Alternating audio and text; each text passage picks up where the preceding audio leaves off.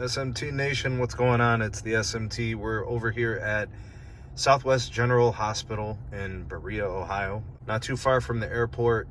Anyways, I want to just do some testing for you guys here in kind of like the hospital setting. You'll see that there are multiple buildings here. This truck's in my way.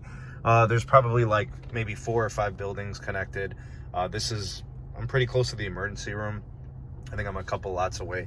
So what I want to do is I want to test AT&T, Verizon, and T-Mobile, each of them, and then do each of them with 5G and then each with LTE. So let's start with AT&T. We're going to go alphabetical order today. So we'll do AT&T, then we'll do T-Mobile, and then we'll do Verizon. So we're going to start with 5G for AT&T, and we are connecting to a server in Akron for whatever reason. All right, so there we start things off. We do have a little bit of jitter. That's terrible. We got a ping of 21 milliseconds. And there's the downlink. Things are looking pretty good. Signal strength on the up and up. We've got almost full signal. We've got 104 megabits per second on the downlink. And what I like to call not much on the uplink. Well, it looks like just over 1 megabit per second. So, it's crawling on the uplink. You know, you'll do a little bit there. That might hold the video call somewhat. It might not be like high resolution, but overall, I mean, lots of downlink there. Not much for uplink. The jitter is a concern. The ping time is not bad. Looks pretty good overall. Let's go ahead and switch it and put it into LTE now. All right, just popped it into LTE. Let's go ahead and test it, shall we? Hopefully it's still pretty good. Moving from the 5G side, it is reading 5GE. So for those of you that know, that's still LTE. But it's often pretty fast, honestly. As I've been using it for the last couple of years, 5G has been an indication of capacity for me. All right, now the jitter on this testing is lower. It's very low, but there is a measurable. The latency did come up a little bit. It's at a 38 millisecond ping, and the downlink is a little bit better. It's a little bit higher, I believe. I think the 5G test was a little bit slower, but it's right around the same. So we got 113 megabits per second on the downlink, and where the improvement comes is the uplink. So that's pretty nice to see. Clearly it's aggregating more for the uplink, or whatever carrier it's using for the uplink is offering more capacity. So 113 on the down, 13 on the up. So that's the AT&T testing. Let's go ahead and check out the T-Mobile testing. We'll start first with T-Mobile's LTE. All right, so we have switched over to the T-Mobile SIM, and we have put it into LTE after switching over the SIMs and then also flashing airplane mode. Let's go ahead and test it, and let's see how it does. All right, signal looks pretty good. I think we must be pretty close to a site. The signal, based on the bars, a little bit higher than the AT&T. All right, we're connecting to a T-Mobile server in Detroit, Michigan. And we do have a little bit of jitter, 2.9 milliseconds, and we have a ping of 28 milliseconds. Downlink looks pretty good. We're at 106 megabits per second on the down, and then the uplink looks pretty good too, much faster than AT&T, about 24 megabits per second on the downlink, or on the uplink, excuse me. So I think, you know, we've got some better LTE than I expected. I mean, AT&T's was decent too. I mean, it was there, right? So this is pretty good. Nice job for the LTE from T-Mobile. Let's switch over to 5G. I'm going to airplane mode it and then switch it over to the 5G setting. All right, so let's go ahead and put 5G on. And it does pop into 5G. Let's go ahead and airplane mode it too, just in case. I know that's been a contentious situation. Everybody's always tripping about that, making sure that we're flashing airplane mode and putting it into 5G. Let's go ahead and test it. Now we're in 5G. I don't know if it's N71 or if it's N41. I think we'll know when we see the downlink speed. I don't know what to expect. It's been hit or miss, T-Mobile's 5G. Sometimes it's been really good and other times it's been pretty slow. So it's been all over the place. All right, so we got a jitter, measurable, about 12 milliseconds. We got a ping of 42 milliseconds. The downlink, bad test. For whatever reason, we'll go ahead and run it again. I don't know what was going on there. Okay, finding provider. Okay.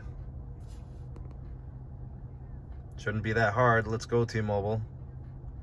We're on 5G. It's about 4:15 in the PM. Middle of a Tuesday late afternoon here. Sheesh, what is going on here? This T-Mobile 5G is not very reliable. And you can see the signal strength is much lower than it was on the LTE test. I wonder what's going on here. I'm really glad it's showing you guys the type of problems that I've been experiencing with T-Mobile around here. This is very characteristic. Sometimes on my Pixel, it even used to just disconnect completely, and there would be no network here in the upper right-hand corner. So, wow, this is ridiculous. I might have to just airplane mode this and start from scratch. Yep, unreliable. Let's go ahead and flash airplane mode and see what happens. I'm not surprised. This type of thing happens all the time. I can see why their reliability is always in question here on the root metrics reports. Lots of 5G capacity, but where's the reliability at? All right, now, okay, so we're connecting to a server in Indianapolis, Indiana. We got a jitter of 88 milliseconds. We got a ping or a latency of 40 milliseconds. Those aren't good. And then I think this is similar to what we were seeing before. About 20 megabits on the downlink. Sheesh, what is going on here with this? Maybe there is something to that interference with N71 and N41. Maybe we're seeing the same situation of like what Carlos was seeing in Vegas with his testing. You guys can go over to his channel and check out those videos. We don't even have an uplink. Wow. If you're in the CLE and you need to go to this hospital and you have T-Mobile, if you're at Southwest General Hospital, I would turn 5G off. Legit. This is unreliable and a failure. Let's go ahead and test Verizon now. All right, we switched over to Verizon. We're in LTE. Looks like the signal strength is good. All right, let's go ahead and test it. All right, this is Verizon LTE. This is all the testing is done on the same device, the iPhone 12. All right, things, wow. Holy, what in the, and I wonder if there's a small cell around here or possibly a DAS, an outdoor-indoor DAS type situation. Guys, I am telling you, T-Mobile is really, really doing their network a disservice by not doing indoor DAS, outdoor DAS, considering small cells, adding tower density. Wow, I mean, you could just see it here. 31 millisecond ping, jitter at 9 milliseconds. We've got a downlink over 300 megabits per second and an uplink at 37 megabits per second. That's LTE. All right, let's go ahead and switch over to 5G and see how Verizon performs. All right, let's go ahead and put this into 5G. Looks like we do have a 5G icon. I'm assuming it's just going to be some sort of N5 DSS type situation, because there's no millimeter wave out here and they don't really have a mid-band 5G. I don't think they're doing N2 out here yet for DSS. All right, let's see how it compares to the LTE. Shouldn't be that different.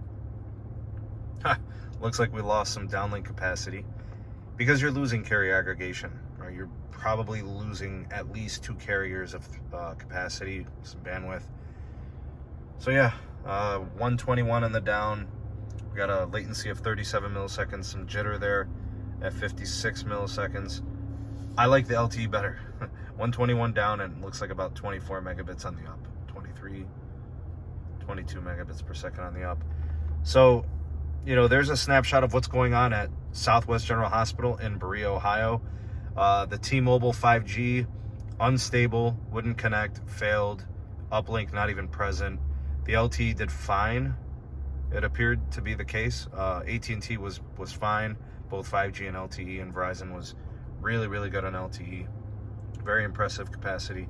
And, you know, the 5G was good too, as you can see. Very concerning that at a hospital, I mean, I don't even know what would the T-Mobile 5G be like inside the hospital? I don't know. Anyways, let me know what you think of the testing.